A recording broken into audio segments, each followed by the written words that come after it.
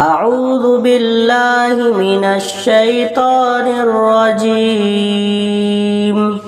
بسم الله الرحمن الرحيم.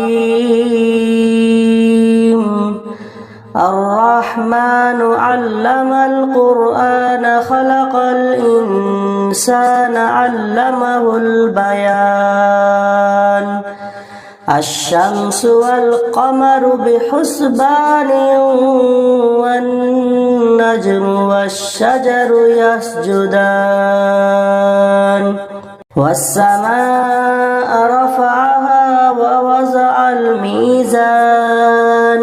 ألا تطغوا في الميزان وأقيموا الوزن بالقسط ولا تخسروا الميزان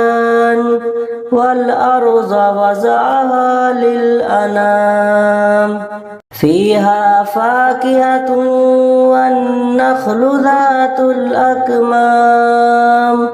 والحب ذو العصف والريحان فبأي آلاء ربكما تكذبان خلق الإنسان من صلصال كالفخار وخلق الجان من مارج من نار فبأي آلاء ربكما تكذبان رب المشرقين ورب المغربين فبأي آلاء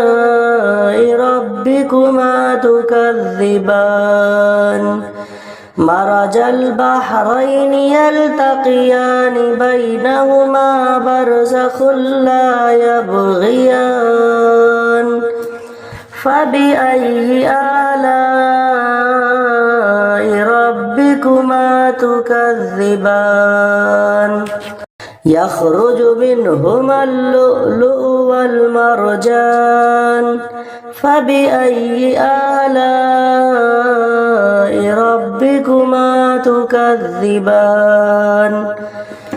وله الجوار المنشآت في البحر كالأعلام فبأي آلاء ربكما تكذبان كل من عليها فان ويبقى وجه ربك ذو الجلال والإكرام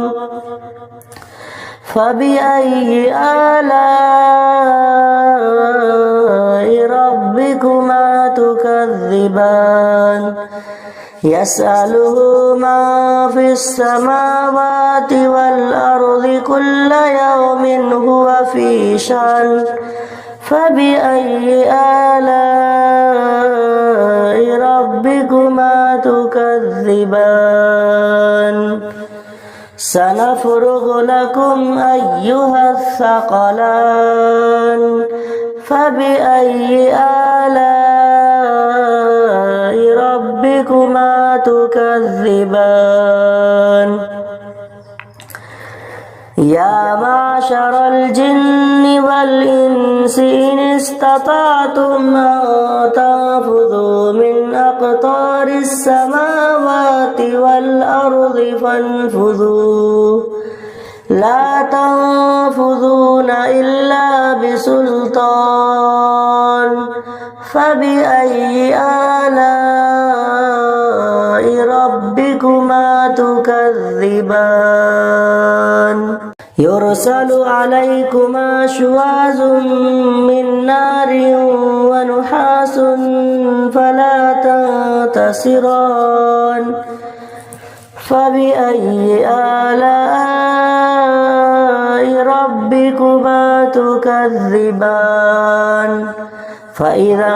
انشقت السماء فكانت وردة كالدهان فبأي آلاء ربكما تكذبان فيومئذ لا يسأل عن ذنبه إنس ولا جان فبأي آلاء ربكما تكذبان يعرف المجرمون بسيماهم فيؤخذ بالنواصي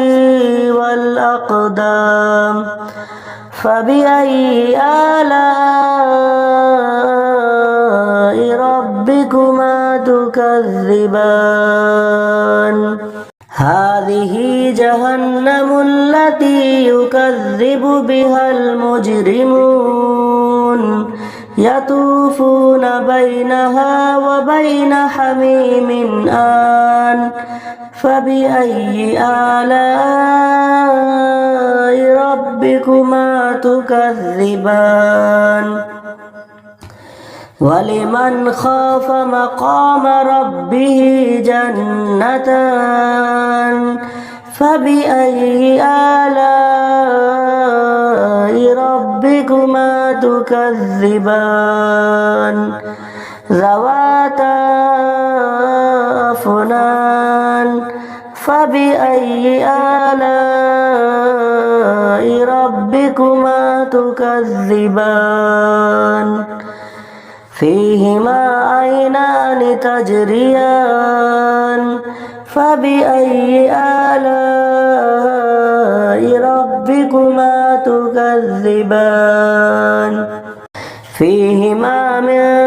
كل فاكهة زوجان فبأي آلاء ربكما تكذبان متكئين على فرش بطائنها من استبرق وجنى الجنتين دان فبأي آلاء ربكما تكذبان فيهن قاصرات الطرف لم يطمثهن إنس قبلهم ولا جان فبأي آلاء ربكما تكذبان كأنهن الياقوت والمرجان فبأي آلاء ربكما تكذبان هل جزاء الإحسان إلا الإحسان فبأي آلاء ربكما تكذبان ومن دونهما جنتان فبأي آلاء ربكما تكذبان مدهامتان فبأي آلاء ربكما تكذبان فيهما عينان نضاختان فبأي آلاء ربكما تكذبان فيهما فاكهة ونخل ورمان فبأي آلاء ربكما تكذبان فيهن خيرات حسان فبأي آلاء ربكما تكذبان حور مقصورات في الخيام فبأي آلاء ربكما تكذبان